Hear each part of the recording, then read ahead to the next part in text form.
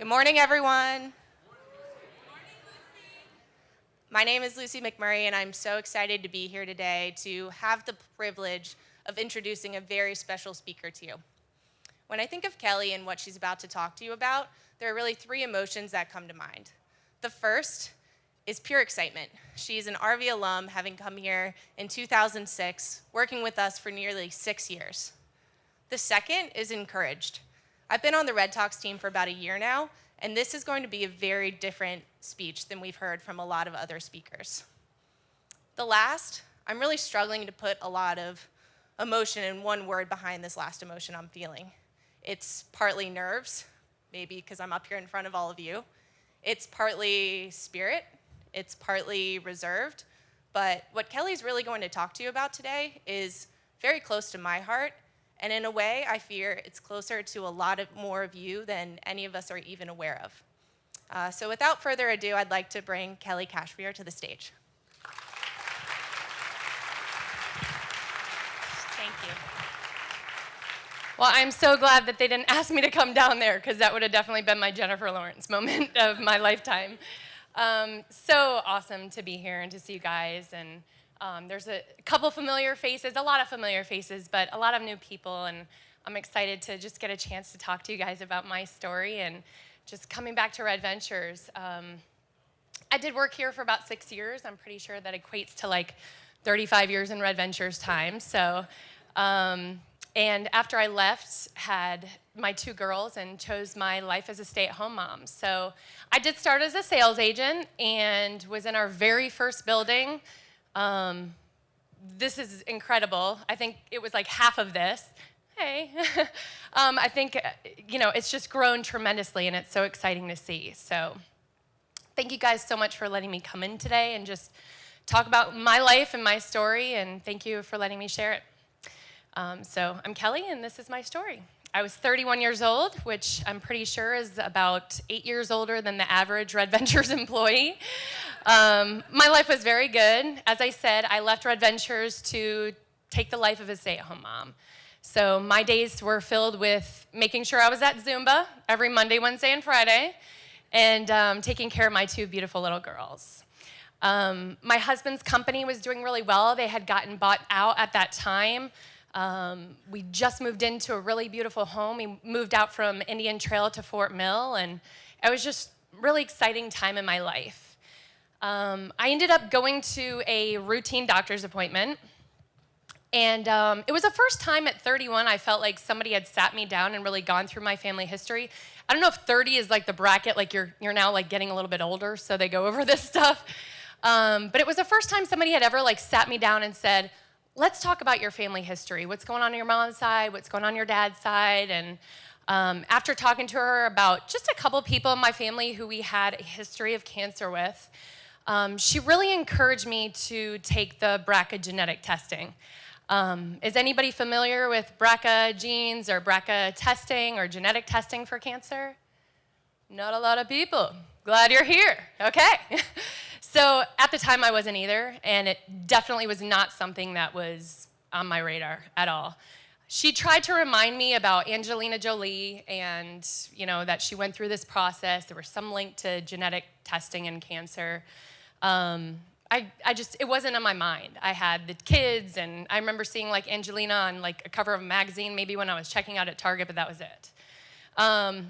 Went ahead and had the test done, came home, threw the pamphlet away that she gave me about the test, and just I think it was like 2 weeks later, she gave me a call back to let me know that I came back positive as BRCA2.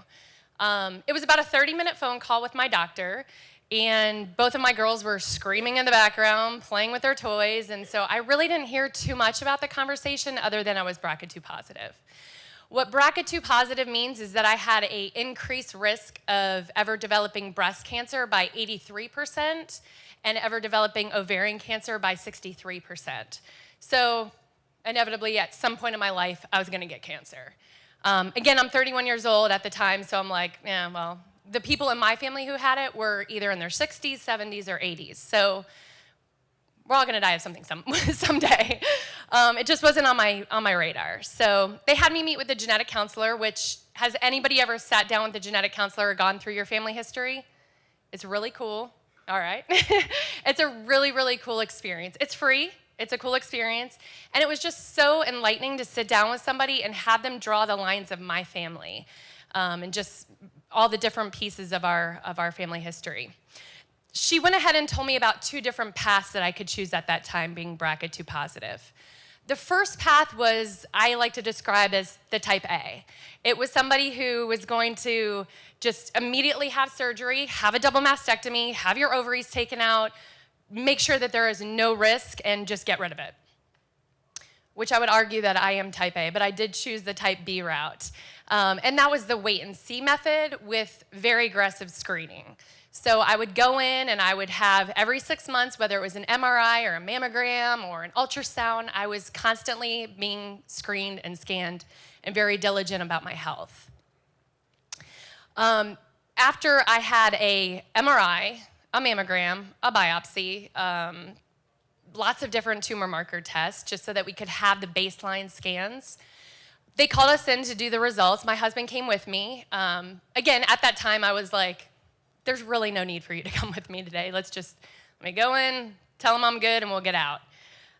We went in, they brought us into the doctor's office, which was not the typical doctor's office. Like, there wasn't like the little table that you lay on. It was like this mahogany room, like mahogany tables. There was like this oversized leather chair, a book on the table about Ireland. I'm like, what is going on in here? And I just remember looking at Corey, my husband, and I said, doesn't this look like the room that they would take you in to tell you that you have cancer? And he's like, Kelly, don't say that. So about 15 minutes later, we very impatiently waited for the doctor to return, and he came in and he had a stack of papers about this big, and I just remember seeing the top piece of paper on there that had a ton of red lettering, and he looked at me and he said that we have a lot of work to do.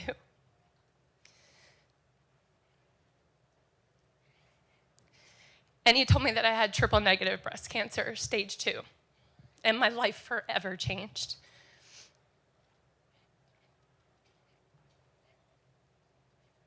I had no signs or symptoms of breast cancer, nothing. I had no lump. I wasn't sick. I wasn't tired. I didn't feel any differently. But it changed that day for me. I was just like you guys. My life was good. Everything was very, very normal. And it changed in an instant. In 4 short weeks, I went from being at Zumba and yoga and making sure that I was like first in line at the YMCA to having BRCA2 positive, to having a double mastectomy and reconstruction, to having countless mammograms and MRIs and just tons of scans and meeting with people talking about what regimen I was going to be on. I was actually diagnosed in October, which, as we all know, is Breast Cancer Awareness Month. I thought I was going to throw up if I saw the color pink. To me, the color pink, having 2 little girls, it meant fun. It meant Barbies and, just happy things and bubbles and princesses and all good things. And I'll never forget one of my friends taking me to chemotherapy, and I just looked at her with no hair and vomiting out the side of the car and just saying, there is nothing pink about breast cancer. And she said, you should trademark that one day. And here I am, a couple years later, and we have it trademarked. So the next 2 years of my life were pretty crazy. I had a lot of roadblocks. I did about 10 months of chemotherapy. I have had about 11 surgeries on my breast. I had countless infections. Your body is just so susceptible to infections, and I was sick all the time. My husband reminded me last night, we were in a trip after one of my chemo treatments. They gave us like 2 weeks off so that your body can repair. And we went to Disney, of course. Hey, let's go to Disney in the middle of chemo treatment. Went to downtown Disney, and I just remember, I was like, I just don't feel good. Something's not right. And ended up walking back to the hotel, and my fever just kept going up and up and up. And we ended up having to walk across the hotel to a hospital, and my entire family had to go back to North Carolina, and we stayed in Orlando for 4 extra days because my body was in such bad shape. I had countless fevers. They tried about 25 different antibiotics. So the very medication that my chemotherapy was in my body trying to save me, it was killing me. I was allergic to almost every chemotherapy that they tried on me. I had to go in for, a lot of times I was there when my nurse would come in for work, and we would actually walk out together because they had to give me my medication at half time because I was allergic, and being infused at a shorter pace just kind of helped things go along. But I did have to watch my mom move in with us, and all of my friends around me and her raise my family. There were times that I had my friends come over just to pick my daughter up out of the crib because I had so much trauma that I wasn't able to physically lift her up. That sucks, not being able to hold your own child. If I ever make it through this without crying, it's gonna be a friggin' miracle. But in this process, I guess there's a ton of stuff that I've learned. There's a few major things that I've learned that I just wanna share with you. One is I never realized how vain I really was about the way that I look. I do have really good hair. I mean, come on. I have great hair, and it always looks different. Everybody's always like, how do you make it look so good? I don't know, I just got good hair. And I met with tons and tons of doctors, and I remember asking them like 100 times, am I gonna lose my hair? Am I gonna lose my hair? Am I gonna lose my hair? Every single time they said, you are going to lose your hair. And it was down to here and wavy, and I wish we had a slide. But it's growing back. That was hard. It was hard to go out and wearing a scarf, and everybody likes to stop you and tell you about how their best friend's mother-in-law died last week of cancer. You're like, thanks for the encouragement. It was just really hard. And it was hard to look in the mirror and see this distant version of myself. That wasn't me. Just wasn't. Number two is my family and friends. Boy, did I not handle this gracefully. I mean, I was just not the person who put on my shirt and was like, let's go run. Let's put the pink ribbon on the door, and let's put pink balloons outside, and I've got cancer, and I've got a ribbon, so we're good. I very much closed myself in. I was angry. I was angry at everybody. I was angry at God. I was just mad, and I closed a lot of people out. I kind of just shut myself in my home and hoped that this would kind of all go away and I could get back to my normal life. And unfortunately, it just didn't work out that way. But I think what I learned, though, is how much my friends and family love me so much and just cared for me even when I pushed them away. Number three is definitely my appreciation for life. Look, I didn't stand in line for this. I didn't take a ticket. And I pray to God that no one ever has to find out what chemo brain is, which is not just like being in a little haze. It's like, I don't know who you are. I forgot why I'm standing here talking to you. The thought in my head is completely gone, and I hope that it returns. It's living with a constant hangover, but you never actually got to go out the night before and enjoy the drinking part. And I also took for granted just being able to get out of my bed and it not hurt. Because I was constantly going to chemotherapy and taking those breaks in between, I very often was in surgery. So it was like this balance of being sick or having pain medications and the trauma of going under anesthesia again. Number four is really the reality of what this is. And this is my forever life. When I stopped chemo, and today and tomorrow and just even this past 6 months, when I think about how much we've been through, it didn't just stop. This is my forever life. I am always at the doctor's office. I have severe neuropathy. There are times that I will be in my women's group and I'll be trying to take notes and I can't because my right hand hurts so bad that I cannot even grip a pen. I didn't realize that my life was different, though, until I started living it differently. When you're going through chemo and you're kind of just fighting to survive and get through, you don't have time to think about that. It's days like today that I'm like, holy crap, like my life is totally different now. And it's just crazy. I never, ever, ever would have thought, especially coming from here, that, coming from a sales agent to marketing and living this great life and leaving to be the stay-at-home mom, that if somebody ever called me and said, hey, I just wanted to let you know you're going to be running a nonprofit for breast cancer in a few years. You cool with that? I would have said that you're totally crazy. It was just never on my radar. It wasn't a thought in my head, and I cannot even believe that it's happening. I developed NothingPink and created this last year after I felt a little bit better. And our mission is really just to make genetic testing more accessible to women through awareness, education, and funding. It's really simple, and I kind of break it down in a few steps. One is I just really want to get this conversation started for everybody to start talking about genetic testing, being more proactive in our health, understanding signs and symptoms, and just getting ahead of whatever that pink world looks like. Number two is to financially assist women who cannot afford genetic testing. So, crazy story to back you up a little bit.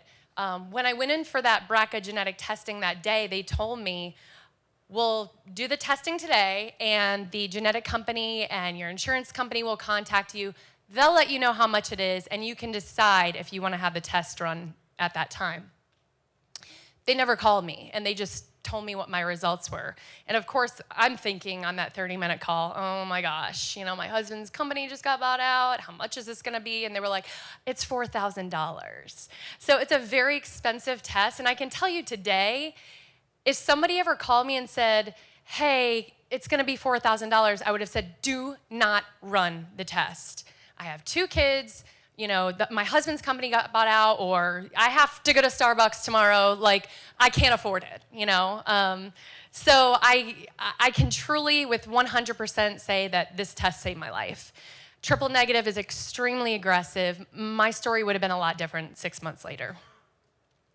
Number 3 is just that I just want to reach people. I want to reach people and tell them, we take so much for granted. And our life is short, and we have so much to be grateful for. So my challenge to everybody today is really simple. It's to talk to a genetic counselor. It's free. You don't need a referral. You don't need to sign any special waiver before you go. Just sit down with somebody and have them talk to you about your family history. Be grateful for every moment, and I pray that your phone call is the one that changes your life for the better. Thank you so much for having me here today, guys. Thank you. You guys are nice. Thank you.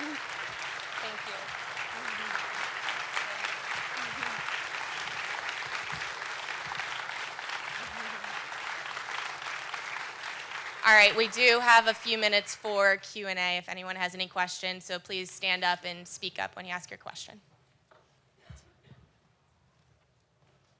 Come on. It's Red Ventures. Somebody's got to have a question. Oh, thank you. I don't have a question, but thank you for sharing that. Thank you. Yeah. Sure. Yep. So she's asking, what was my family history? Remember this, we are made from 2 people, so females. It's not about your mom's side all the time. I had, on my mother's side, my grandmother and my aunt had breast cancer. My aunt was in her 40s, my grandmother was in her 60s. On my father's side, I had a aunt who had ovarian cancer in her 60s and my grandmother who had ovarian cancer in her 80s. Couple things on that. One, if you don't do this for yourself, do it for your kids. It was extremely difficult for us to find that information out because women back then, it was kind of just not appropriate for us to discuss female issues, and cancer was a little bit taboo. But having that information and going through the genetic testing, I 100% thought, oh, surely this is from my mom's side. And my mom had the test, and it came back negative. My sister had the test, and it came back negative, and it actually came from my dad's side. So typically the rule of thumb is, can there be a rule of thumb for cancer? If you have 3 or more, I tell anybody, if you have any type of history, just talk to a genetic counselor. It's a good experience. Yes? So you recommend 30 as the starting point for beginning the testing, or maybe even earlier? I would encourage anyone at any age to talk to a genetic counselor. I feel like the earlier the better. I was stage 2, so my cancer was growing very quickly. And again, I had no signs or symptoms. I didn't feel a lump or anything. So I say the younger the better. You do have to be age 18. I think we're good on the 18 here, so I think. But yeah, you do have to be age 18 to go and talk to a genetic counselor and actually go through the process of having genetic testing performed. But good question. Yes. Absolutely. It's about the men too. Yeah, I mean, this came from my dad's side. So, you know, like I said, we're made from two people and it can be carried on. So, breast cancer in males is extremely rare, but there's other types of cancer that they can pass on. And like I said before, if not for you, do it for your children. Yes. Yep.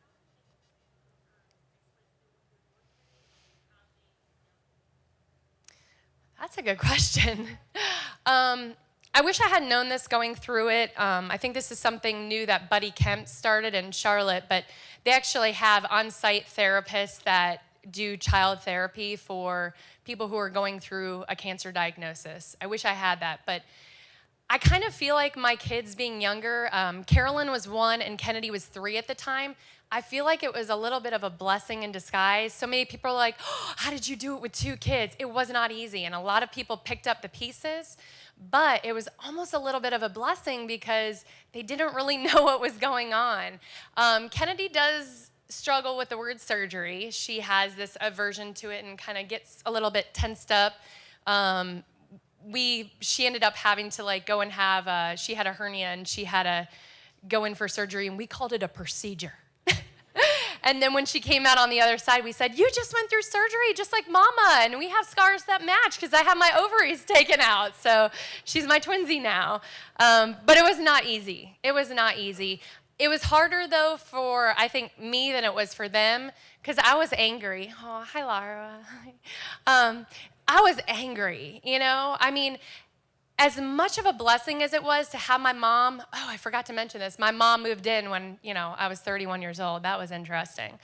As much of a blessing that was, and to see people, you know, how loving they were to come and take care of my family, 50% of me was also real pissed, you know, because I chose that life. I chose to be the stay-at-home mom, you know, and I didn't stand in line for this. So that was really difficult.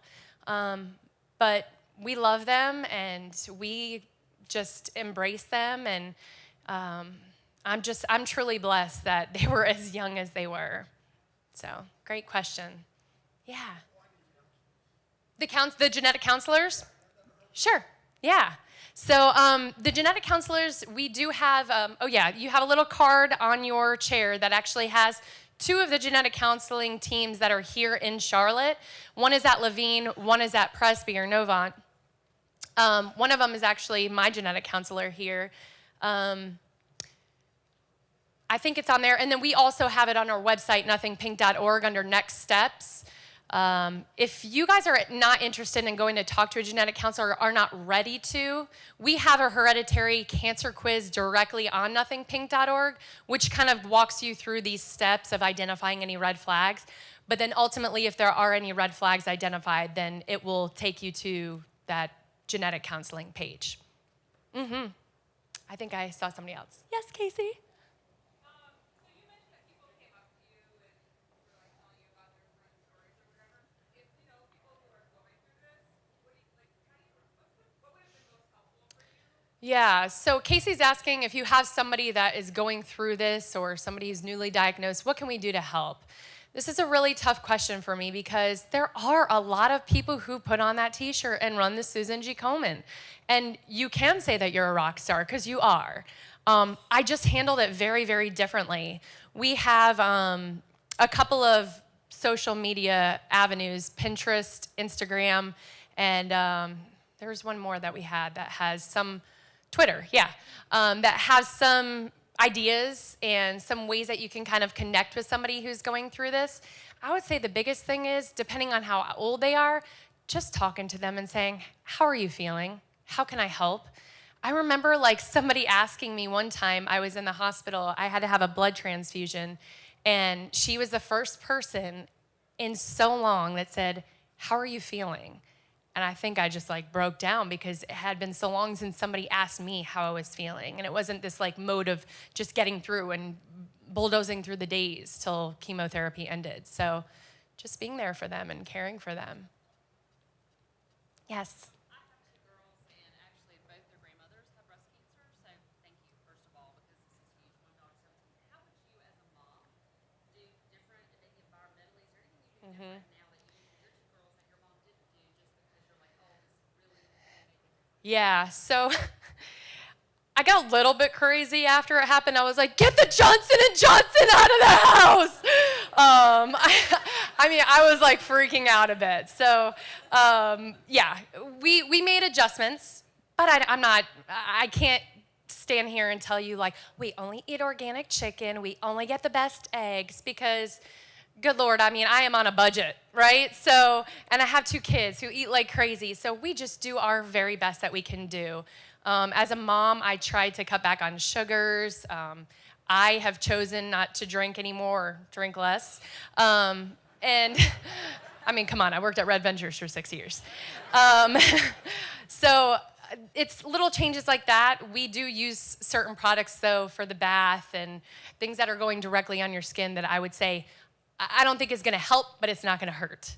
Aveeno is just coming to my mind as something that we use all the time because I just know it's a good product and it's safe. So, but food, we still eat